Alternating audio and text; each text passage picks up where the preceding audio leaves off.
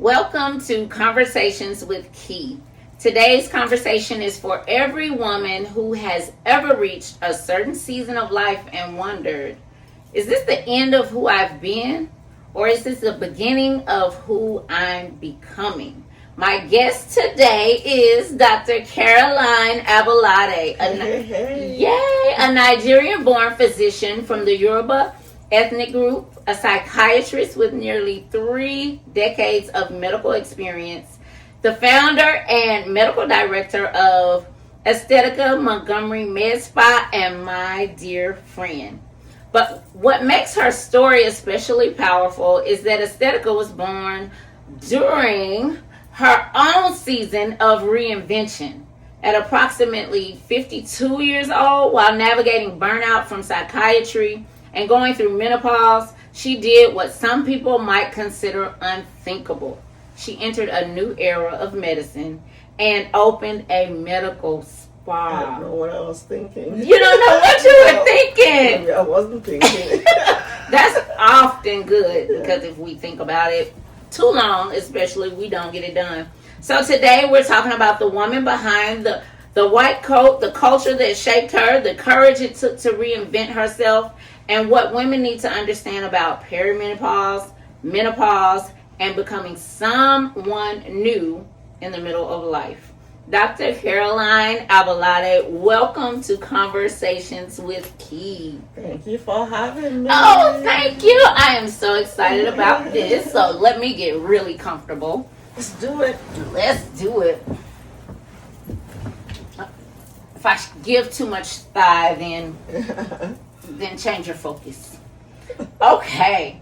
So, tell us about Caroline. Before we get into Dr. Abolade, let's begin with Caroline, the woman. You're from southwestern Nigeria? Yes.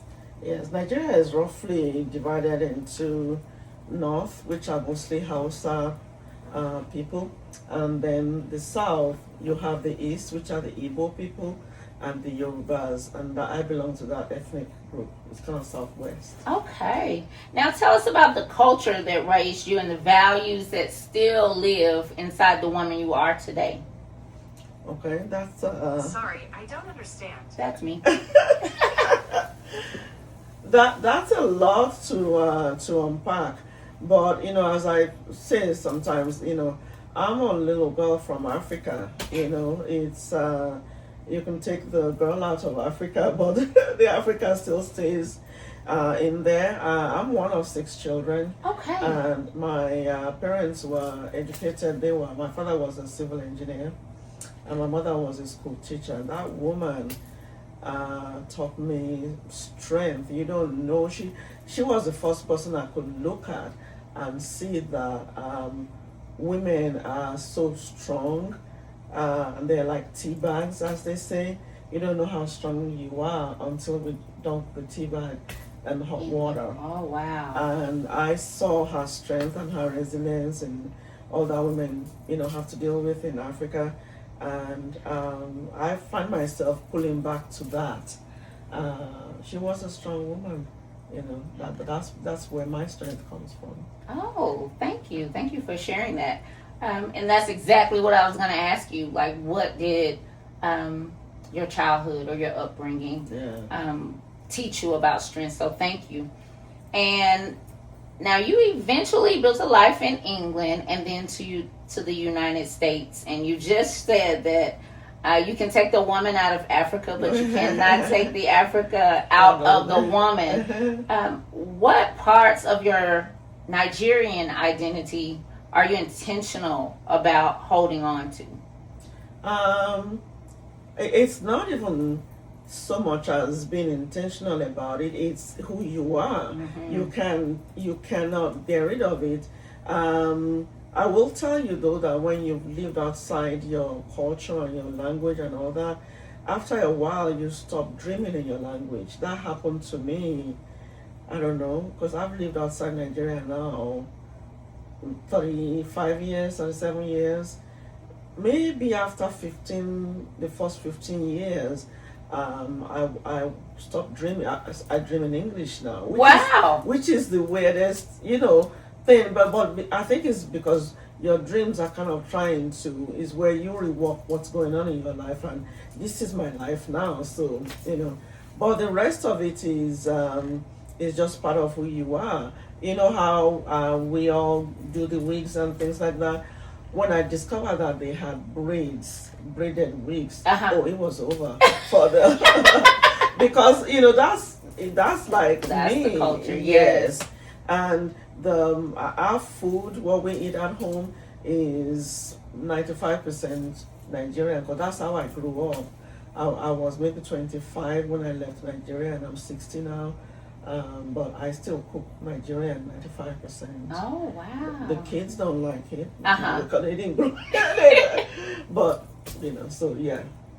Well, I like it. So, One day. yes, absolutely.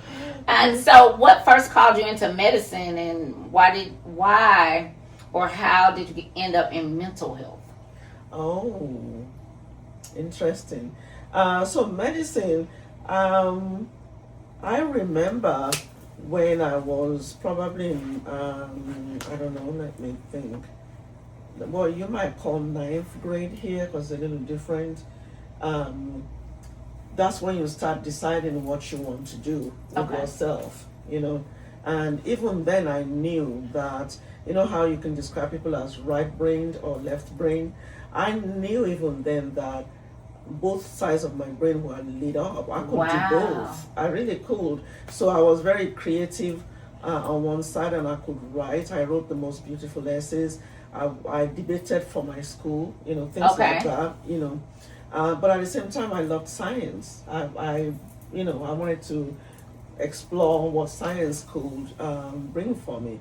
But back in Nigeria, you were forced to kind of make a decision in your maybe ninth grade. I'm not sure. Is that when do you go to high school here? Now it's ninth grade. Somewhere in there, you had to choose whether you were just going to be all science or you were going to be all arts. Okay. But luckily my school had an option where you kind of did half and half. So I did that. I did, I was in a class that did everything, because I truly believed I could be anything. But anyway, my interest in medicine started from there. And, being in Nigeria, just knowing how difficult access was to medicine, it was just something that always, drew me. I just knew I was going to be a doctor. Didn't know how, but I knew. Oh. So I leaned into that part of me, the science, the left brain, but the right brain never left. It was always it was always behind the science facade. Okay. So, yeah. And that's, of course, I think that's where we connected on that so. right side, because Yes. we came Yes. in. We were actually, were we the only two It may have been black women for in that the room? group. Yes, and Yes. it was the color, it was the Yes. excitement in our Yes. voices, and we Yes. immediately Connected. yes. So how does psychiatry shape the way you understand the connection between mind, body, hormones, confidence, and self-image? Psychiatry is everything. It's the whole person. You can't separate one from it's the whole.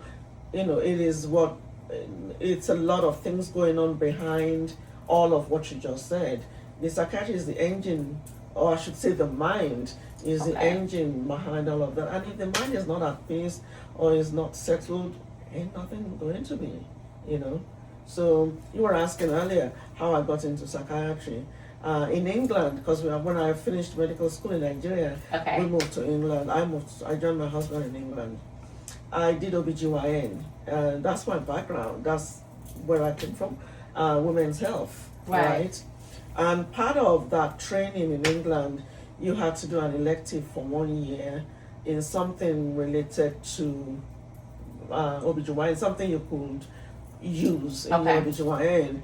And I did pediatrics because, we were delivering babies. I wanted to know how to resuscitate them. Anything went wrong with the babies. And then I chose psychiatry. Or somehow the spirit chose psychiatry.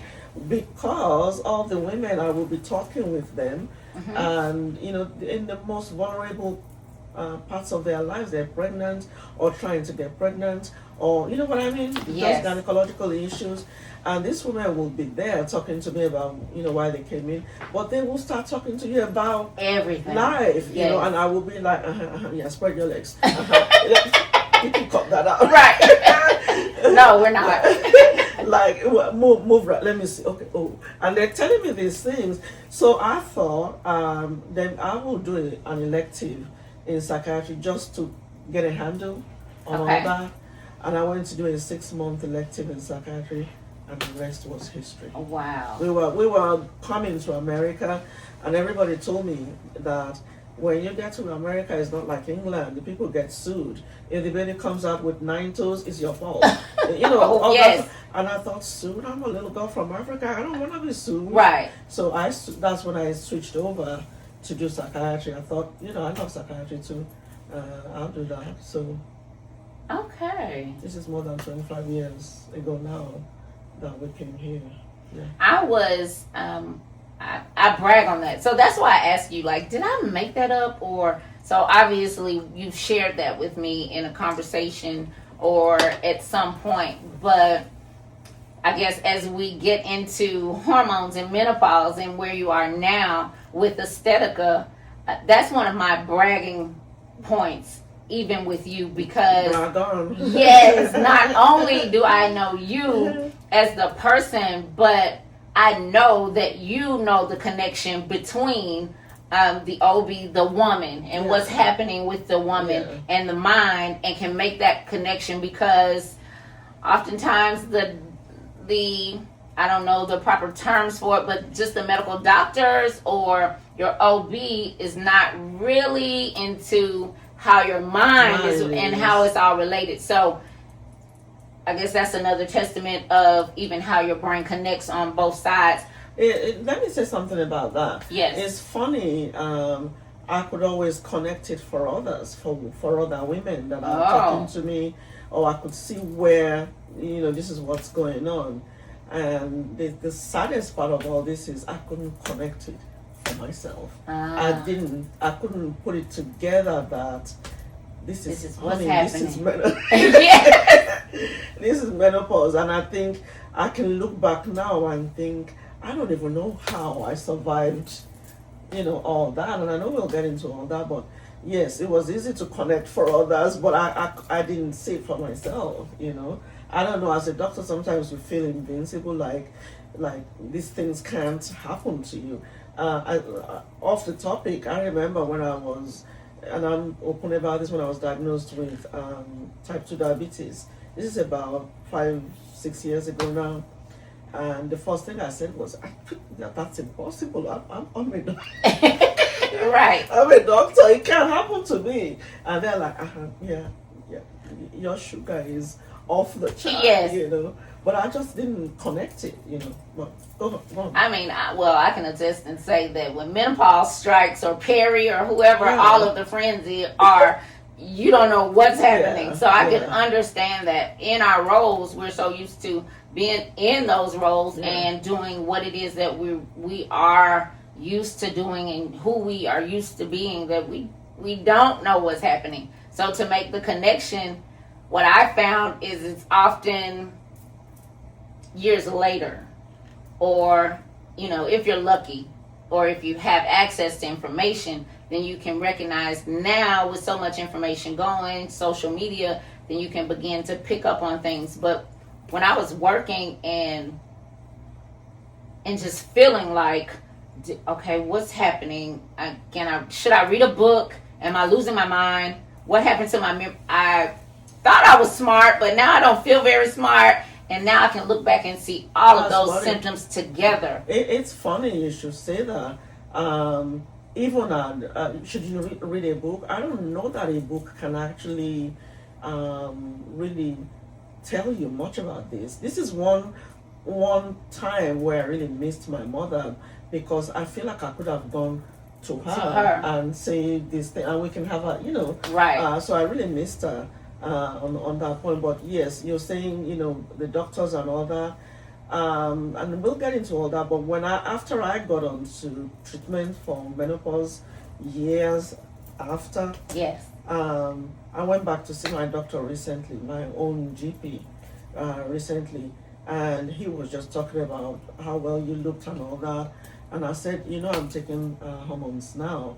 And I said, in all this time that I've seen you, and I'm talking more than 10 years, you never once asked me about that, about menopause, how I was doing. Yes. And he just was like, well, you just be careful with those things. He never really addressed Acknowledge, it. yes. No, but I wanted him to hear it from me, because if he was doing that to me, and I'm a colleague with Right. the physicians, you just kind of wonder how many other women come to see him my age that he didn't have that conversation with. So many. And some of it is insurance. I understand they don't have the time, but if he had just said one time, it would have opened the conversation. Right. In more than 10 years, we never talked about it. Yes, I understand. I understand, and it wasn't, I guess, until I began to hang or to be around you all and some of my other friends and who are medical professionals that I understood or learned the importance of advocating for yourself. Yeah. What did Caroline at 52 understand that Caroline at 32 could not have understood? At 32. I'm 60 now. That's a long Who time remembers ago. 32? I know.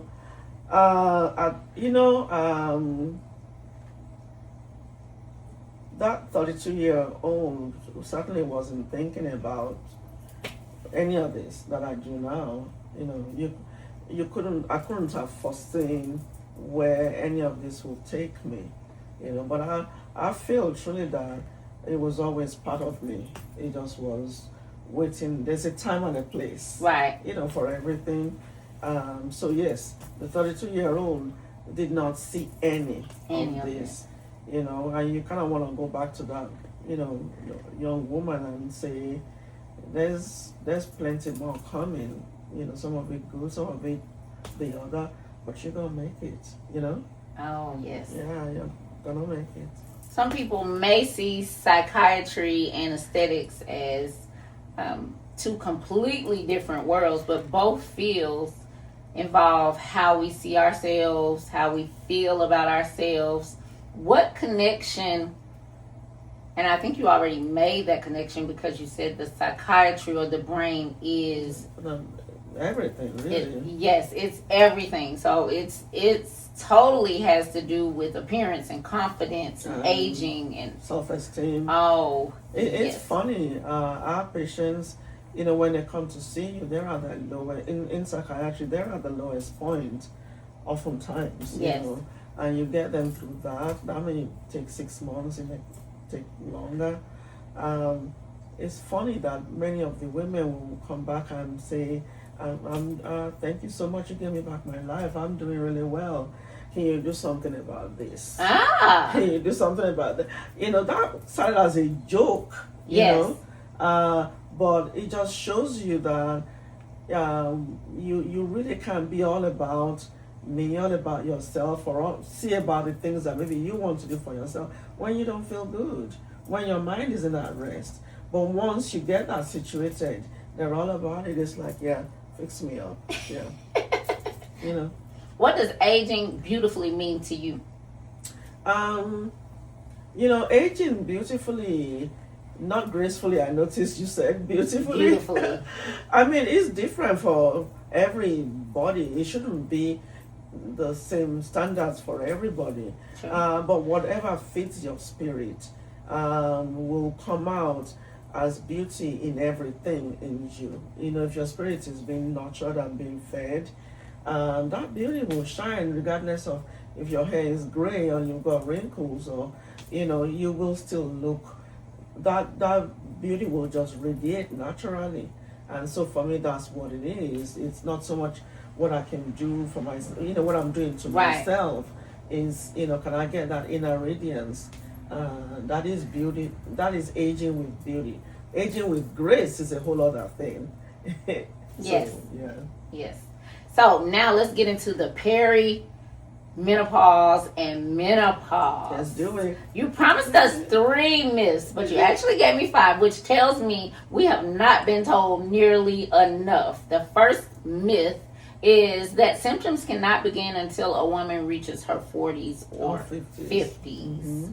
You say symptoms can sometimes begin in our 30s. Yes, you can have what you call early ovarian failure. I mean, it doesn't mean that it's completely failed, but it starts failing really early. Okay. And oftentimes, if you go back to your mom or to your grandmother, they might have got it's familial. They might have gone through it early too, like put 2 and 2 together, like Yes. You know. Actually, there are some women where their periods start tapering off in their 30s. You know, yes.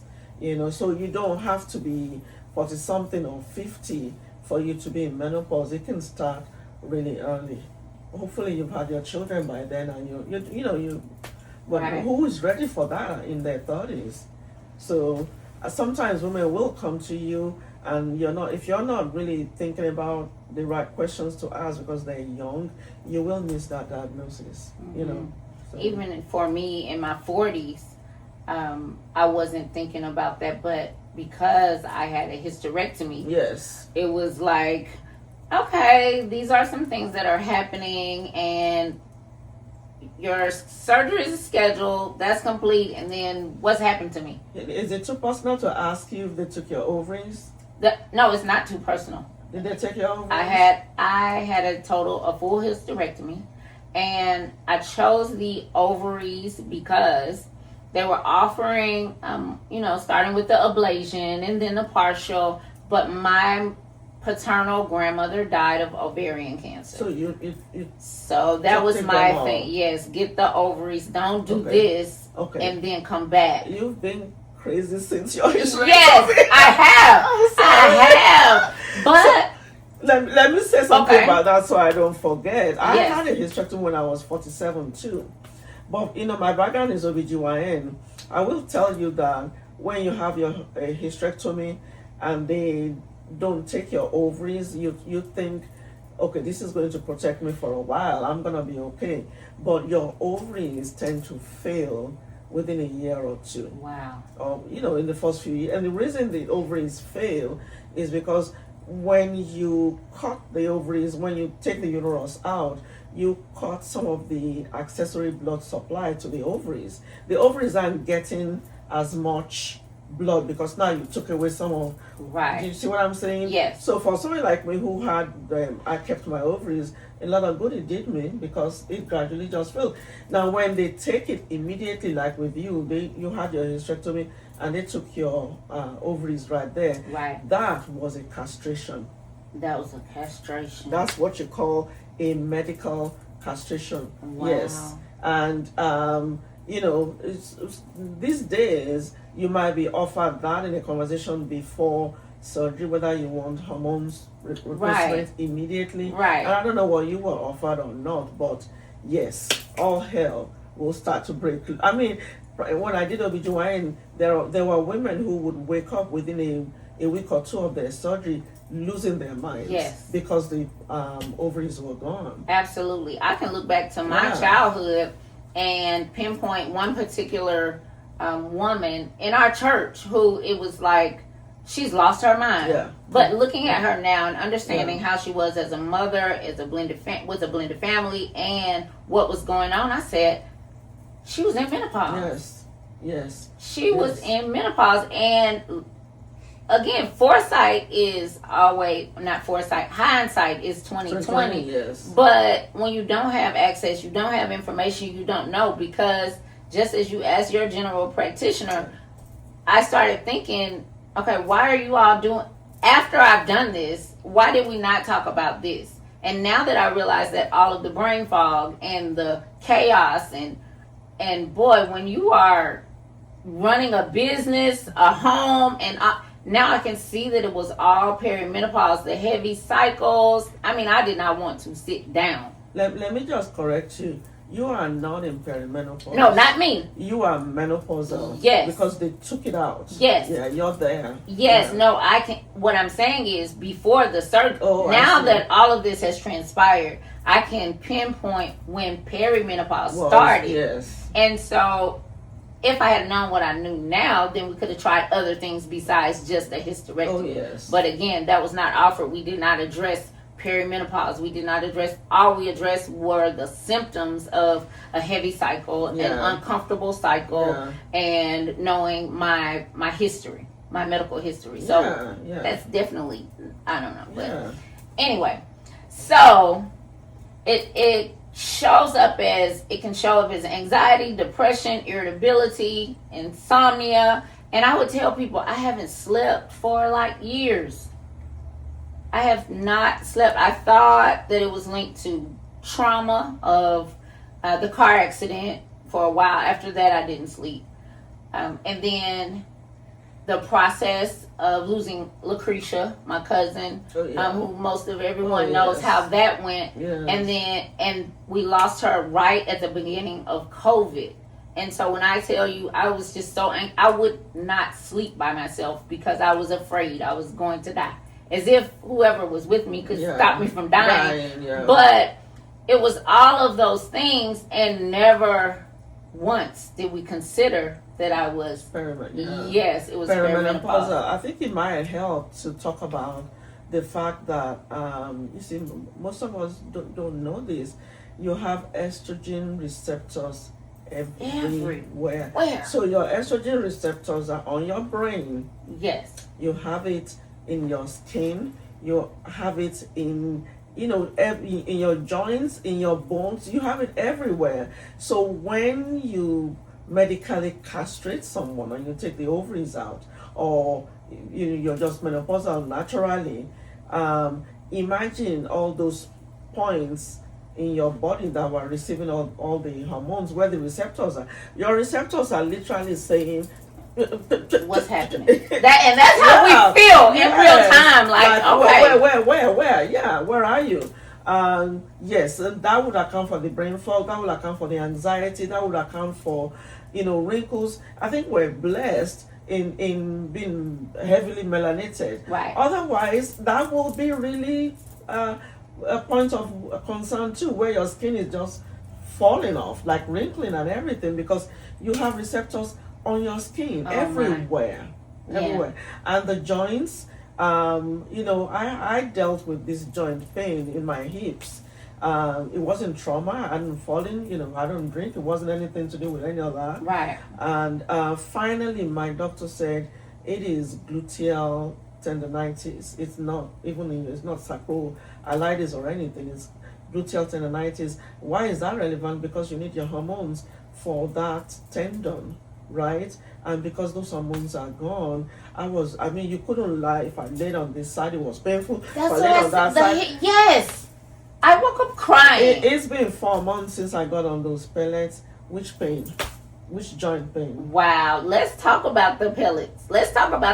Because not being able to lay on my side and then not being a back sleeper and already having difficulty getting rest, not to mention the hot flashes and then the cold sweats, all of that was so crazy. I'm like, I need a new mattress, I need this, let's fix it. None of that addressed it. And so you prefer the term hormone optimization rather than simply hormone replacement. What does that optimization mean? Because we're just all talking about women will come and tell me I got my numbers checked and they said it was normal.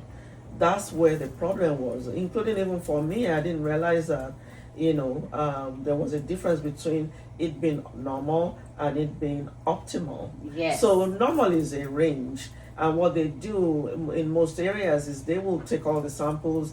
For example, here they will take samples from the Tri-County area, all our blood samples, and get standards. They will get the lower limit of normal and the higher limit of normal, just based on the local population, right? Somewhere in there, they will throw you in. You will be in there somewhere, but it's not really yours. You're just in the range. Okay. So if if the range for estrogen, estradiol, I'm just throwing numbers out. If it's somewhere, say 10 to 100, right? And you go and have your labs done, and your numbers come back as 25. The range is 10 to 100. Your number is 25. The doctor is going to tell you your numbers are normal. They're within normal. Right? But how do I know that your normal wasn't 85 before everything started coming down? Yes. Right? So it's a mindset shift that's happened to me too after I went to training for this, where you want the patient functional, not within normal range. I don't care if your numbers are within normal range. Right. Do you feel good? You feel great. Are you functional? When you're functional, talk to me. Yeah, and we can speak specifically over my numbers. I think and correct me if I'm wrong. That was within, but normal range, because or you were even my on the testosterone. Yes, like is the range between like 4 and 45 it or was something? Within normal, so-called normal Right, range. But and yet so I was had, 14. Yes, yet you had no motivation, no energy, no nothing. So you'll see as these pellets get into you. I can speak from personal experience. Just being able to go home and cook and not feel like I just want to sit here and not get up. Yes. Not do anything. Just have a little energy, a little more oomph. Yes. You know, that's priceless. I know, it is. We talked about it before you even got yours, and before, let's go here first, because this is seen or is an aesthetic treatment, or what would you call it? It's not. So it's a wellness. It's a wellness treatment, because your insurance is not going to pay for anything they consider wellness, or like IV vitamins and things like that. They're not going to pay for anything that is aesthetic. You know, if you go and see your OBGYN, they will offer you the patches and the creams, and which there's nothing wrong with some of that, except to say that it's unpredictable in the sense that people forget to put it down. You're not putting it in the right places. The patch fell off. Who knows? Right. You know. So the amount is not strong enough. Not strong it was enough. not working for me. Yes, and the pellets for me were just. I looked at all the options and I felt that was the way for me to go. You know. Yes, so, and as I shared, visiting some of my friends when I'm away in Texas and in different places, they would always say, "Oh, we got the pellet. Oh, the pellets." And I'm like, "What are pellets? And what are like little pills?" Yes, and so we started discussing that. But then there are just some things if you don't know, you don't know. That's just like my first time coming. Like, Dr. I need Botox, whatever. Just the things, and essentially, if you can't afford these things, you don't get them. Yes. And so, in this case, it's definitely a form of self-care that, for me, is necessary. We have learned to view self-care as not an option, but a necessity.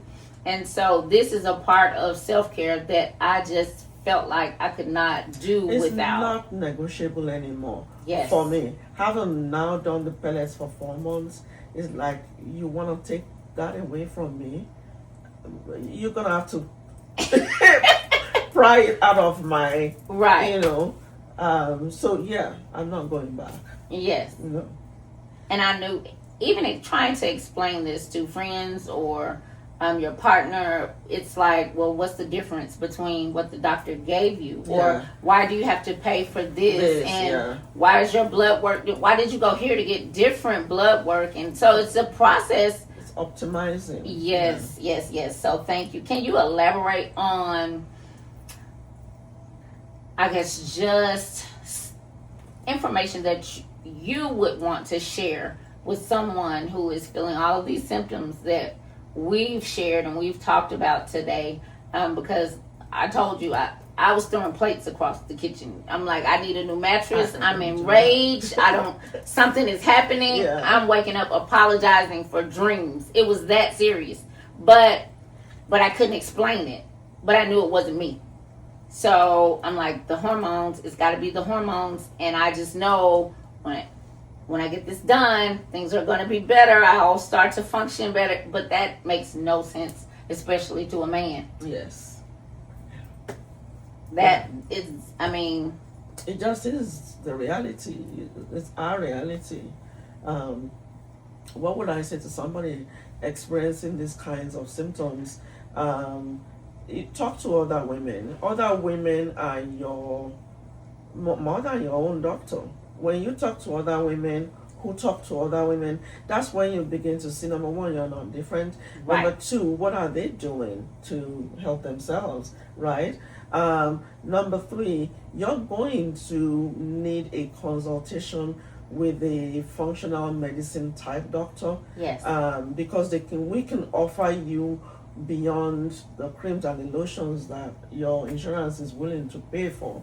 But yes, you need a consultation, and then you need to have your labs drawn, because without us doing your labs and kind of having a baseline to Yes. start from, we can't really do anything. But communication is key. Talk to everybody. Talk to your friends. Talk to your GP, see what they say, and then find yourself a functional or a wellness doctor. Okay. So, who may not be a good candidate for the pellets? Okay. First, let me say who's a great candidate. Oh, thank you. Who's a good candidate. So certainly, if you're perimenopausal through the menopause ages, you're a good candidate. And the earlier you start hormone optimization, the better for you. The more functional you are, the more protective effects. Let me be clear about that. Remember, we said you have receptors on your brain, on your heart. I don't know if I mentioned that. On your skin, everywhere.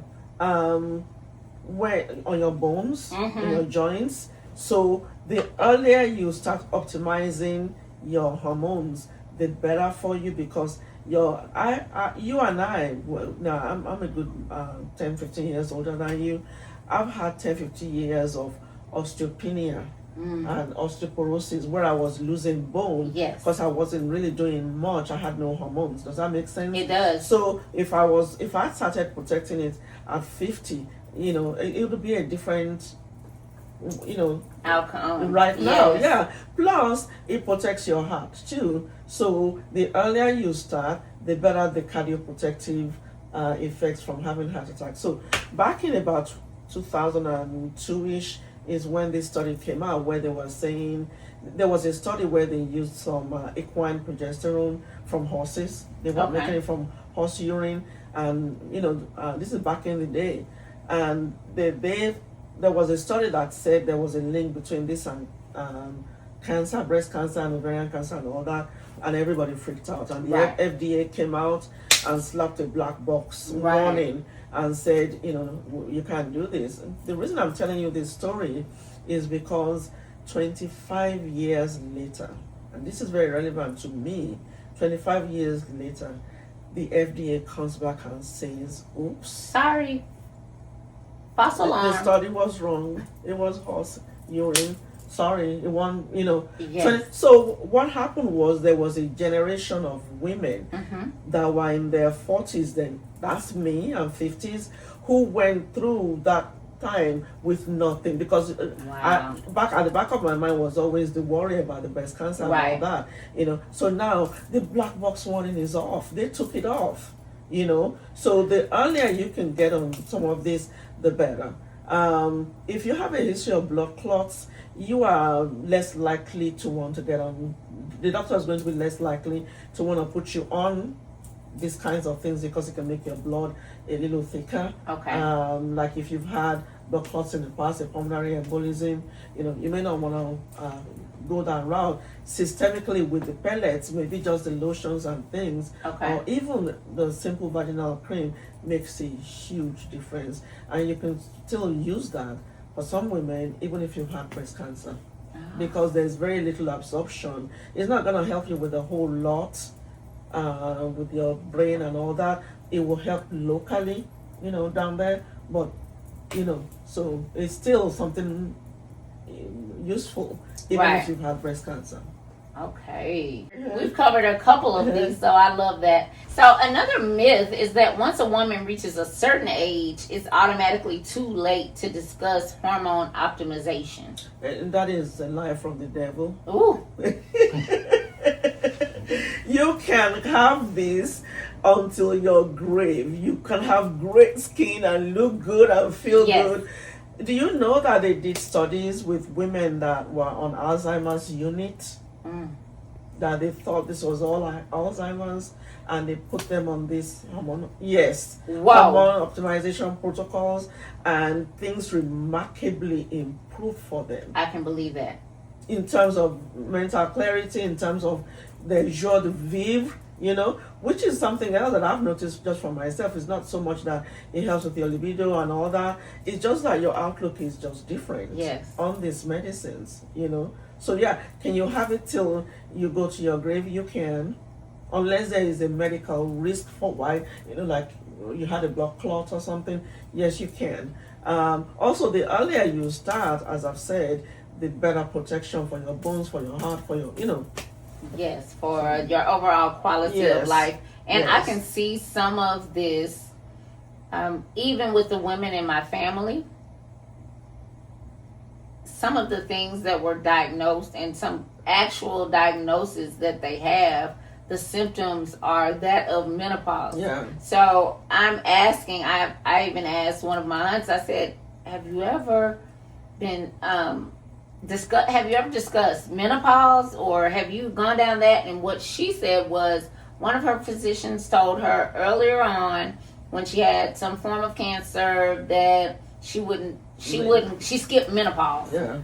But the more I understand, I'm like, you probably need to just get your levels checked, even if nothing else, but to address some of the symptoms that you're having. And like you said, to add that extra, I'm going to call it cushion, but those hormones that you need for your bone health, your aches, your pains, your heart, your brain fog, all of the things that we think once we get to a particular age, we're just naturally going to deal with and have to deal with. That's actually what I thought.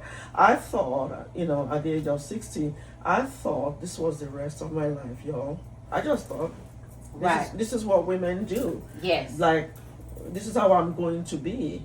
I just thank God for the day I got those pellets. Yes. To know that there is life after menopause. That I could be otherwise. I could be different. I could enjoy life again. Yes. know. So, looking back, do you believe that menopause interrupted your life, or did it introduce you to the woman and the work that you were waiting to do next?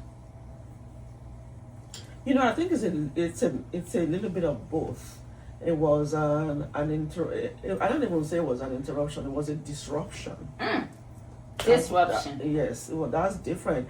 An interruption is almost an abrupt, like, I guess if they just took out your ovaries, yes, you can have an abrupt end. For most people, it's a chaotic disruption over many years. It was just that I channeled some of that disruption into, what I was always going to be or do now. Right. But yeah, it was a little bit of both, so. I could say as I'm coming on the other side of the mountain, that I feel the same way. But looking back again, just seeing, and I mentioned this on another in another conversation. At one point, I described what my experience was as being in the eye of a tornado. Yes. Which I later found out that it's actually the hurricane but I could say that I felt like I was just stuck and everything around me was just going and it was just going. That's the chaotic disruption that I was saying. Oh. It's a chaotically disruptive time. Yes. Of your life, So that we just need to figure out a way to negotiate it.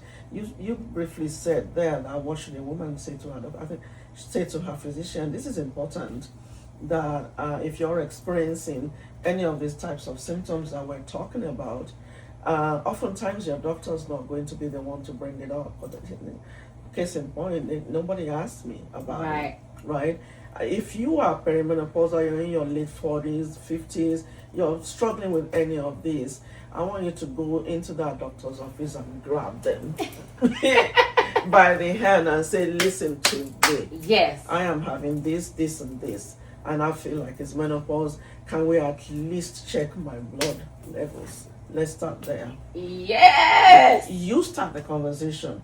And if that doctor is not willing to even check your levels or send you to somebody that does, honey, you need a new doctor. That's it. And before we close, can you tell everyone where they can learn more about you, Aesthetica Montgomery Med Spa, and the services that you provide, even outside of the pellets? But girl, get the pellets. We need the pellets, okay? Your pellets will help with the other things. But we have a website, aestheticamontgomery.com, of course. You can find a lot of information on there. But where I tend to meet with my people, with women of all stripes, is on my Instagram and Facebook. And I post there almost daily. And we're talking about all kinds of things, menopause included. So the handle is at Aesthetica Montgomery. Is the same on Instagram and Facebook and Threads. So you can find us in all those places. And what was the last question? I think that was it. You said I think something that was, I know I mentioned just where to find you and more information about what you're offering. Let me just talk about that, because we do more than hormones. Yes. We do the Botox and the fillers. We do facials, dermaplaning. We do lasers, laser hair removal. When you've got the fat under your eyes, there's a lot of things we can do that are non-surgical. And and my passion is full face rejuvenation, not just you coming in and saying, Doc, can you fix my lips, or can you do this? We tie it all together, body and soul. Yes.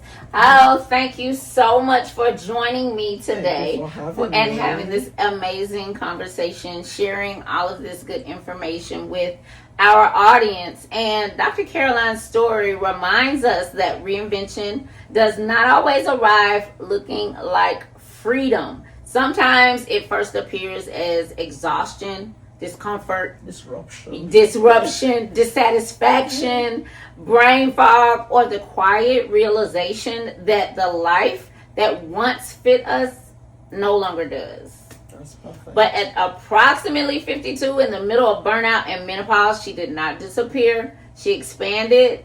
And to every woman watching, your body may be changing, your priorities may be shifting, your former identity may no longer fit, but baby, that does not mean you are finished. It may simply mean that you have entered your beautiful reinvention era.